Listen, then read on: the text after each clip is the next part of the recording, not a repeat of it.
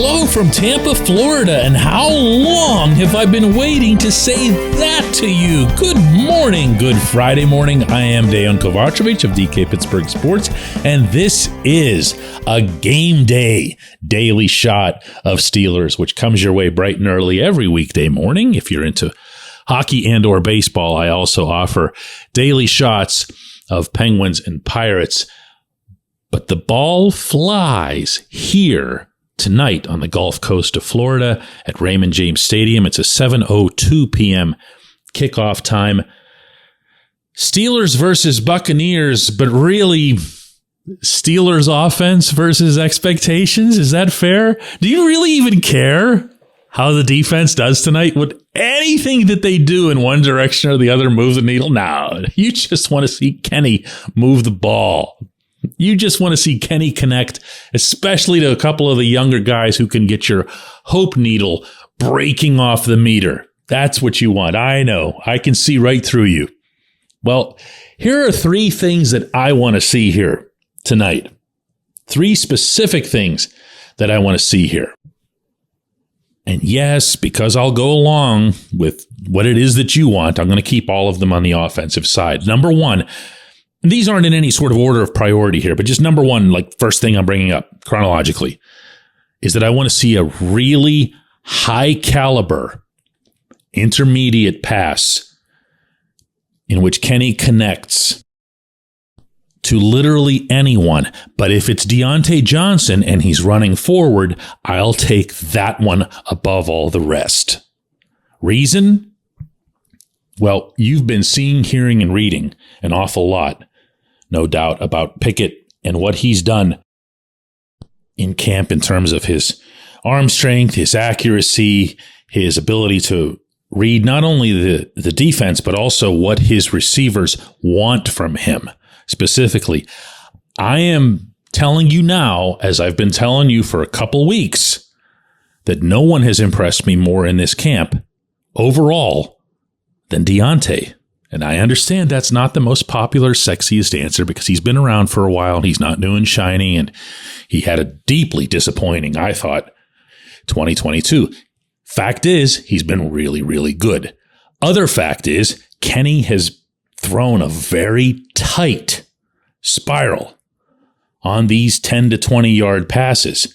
And I am looking forward to seeing both of those on full display to the full nation for the first time. Look, it's not the same seeing some video shot from the stands in Latrobe compared to watching it on a television, high definition, 63-inch with multiple replays followed by all kinds of analysis. And then afterwards there'll be quotes about it and all this other stuff. It's something that lifts the confidence level, not just of those who are inside the fold, but those around the team, including the fans. And that's, I think, something that this offense needs. This offense, specifically the passing game, has to develop its own internal swagger, and it's so much easier to do that when it is surrounded by a matching external swagger in those yellow seats when the 49ers come to Pittsburgh. Number two, I want to see continued running through the left side of the line. Why the left side? Well, part of that is obvious. Either Dan Moore Jr. or Broderick Jones, or maybe even both, depending on if they split, are going to be out there with the first team. I believe it's going to be Moore. And through camp, there's been no hesitation on Mike Tomlin's part, and he's very much the type to do this as a test, to just keep pounding away on that side. For a couple of reasons. One, you want to test the guys that are battling for left tackle. Two, you want to assimilate Isaac Seumalo as much as you can, as early as you can. And if you see even one, but ideally a couple, good, solid runs through that left side by Najee Harris, then you'll be seeing more of what we've been able to see out in Latrobe, and that too will be, I think, an empowering thing for the offense. It'll be their way of saying, hey, listen, this was just a series or two or whatever it ends up being, but what you saw last year when we went 7-2 down the stretch and averaged those 146.4 yards per game, we are that. We are going to be even better than that. So I'd really like to see that. Number 3, and this is going to be the only one that I disassociate from specific players, because I don't care who does this. I don't care what quarter it happens in. I don't care if the Buccaneers are pulling in people from truck stops to play defense. I want to see an offense that takes seriously attacking the middle of the football field. If that's Darnell Washington in the third quarter, if it's Pat Freiermuth on the first series, if it's George Pickens on a go route, I just want to see the ball go across the middle. I want to be convinced, and this is not something that I believe in, no matter how often I've seen it, Latrobe. I want to see something that makes me believe that everybody, from Mike Tomlin to Matt Canada on down, is going to commit themselves to attacking the middle of the field and making the Steelers' offense complete, because otherwise it's going to continue operating with a lot of the same handicaps that we saw in 2022. So go after it. If it's Mitch Trubisky doing it, great. If it's Mason Rudolph, if it's whoever the fourth quarterback is, whatever, just throw the ball down the middle. When we come back, J1Q. Luxembourg, Garbett, Kelly & George. LGKG is a personal injury law firm in Western Pennsylvania that represents people hurt in car accidents or who need help with workers' comp or medical malpractice. When the attorneys at LGKG make you a promise, they keep it. They've been keeping promises in our region for over 80 years. LGKG's been AV rated, the highest rating a law firm can receive, and they've been designated super lawyers. That's actually a thing for over 15 years. It's a rare combination. LGKG has offices in Cranberry, Newcastle, Beaver Falls, Butler, and Elwood City. Learn more about them by visiting lgkg.com or by calling 888-842-5454. LGKG.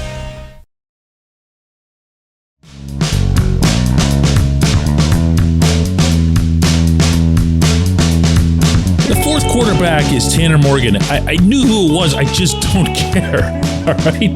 So I'm going after the first actual question that you've got after the ad break. It's Tanner Morgan. He has about as much chance of cracking the roster as I do. Today's actual J1Q comes from Michael, and he asks, is Calvin Austin in danger of not making the 53-man roster? I'm a little bit concerned that this question would come after I gave a critical assessment of Austin from practice a couple days ago, but I also understand that thirst for information from settings like Latrobe is so great within this fan base that you'll take every little morsel and sometimes it'll get amplified. I haven't been wild about Austin's catching at this camp. I would love to see Austin change that narrative. The people who are getting on me, and a bunch of you did, over how dare you say this when so-and-so person who is at this and this outlet said he's having a great camp, and somebody else, are you saying that guy's wrong? No. Okay. This isn't a competition to see who's right about a given player assessment over the course of a 3-week journey, to borrow the Mike Tomlinism that applies here. I would love to see Austin catch the ball. And I would love to be able to tell you that I didn't see Austin drop the easiest lateral pass in the flat you've ever seen because he took his eyes off the ball because he wanted to see if he'd get pulverized. And I would love to tell you that Austin didn't bobble a short touchdown from Mitch Trubisky the other day right in front of the head coach, only to have the head coach call him out on it right in front of the whole team. So this isn't me. And this isn't me making some sort of mass pronouncement on Austin's career. I'm saying that I saw a couple things I didn't like. Is he in jeopardy of not making the roster? I mean, I suppose everybody is to some extent.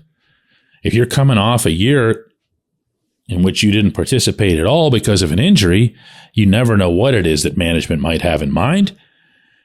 If you're coming off a week in which the starting quarterback went out of his way, brought up on his own how much he's enjoyed working with Gunnar Olszewski, who essentially has your same job, these aren't great things. But I'm not going to sit here and predict the demise of Calvin Austin III based on a couple of weeks of practicing in the grass. There's real football to be played, and there's real football to be played here in Tampa tonight. Believe you me, this is a coach who values what you do under the lights, in stadiums, on Sundays, speaking of Tomlinisms, and he's going to weigh that way disproportionately to anything he'd see in any practice. He's just like that. Not all coaches are. He is. So Austin is another guy to watch tonight. And if I'm the Steelers, I'm showing a lot of Austin. He's somebody I'm using through all 4 quarters because why not? Including on the offense. I appreciate the question. I appreciate everyone listening to Daily Shot of Steelers. And guess what? We're going to do another one of these tomorrow. Because how could I fly all the way down here and not do the show the next day? So we're going to have a special Saturday Daily Shot of Steelers. Thanks so much for listening.